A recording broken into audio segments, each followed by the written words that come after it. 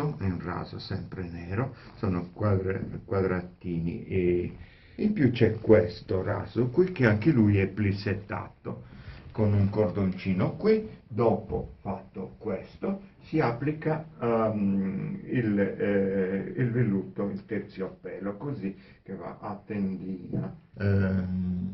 Originale era fatta di perline nere in vetro che brillavano molto. Non mi viene il nome. Comunque va assemblato così, e poi va cucito dietro così, e poi diventa così, come questo, alle spalle, con queste spalle, e poi di fronte lo vediamo.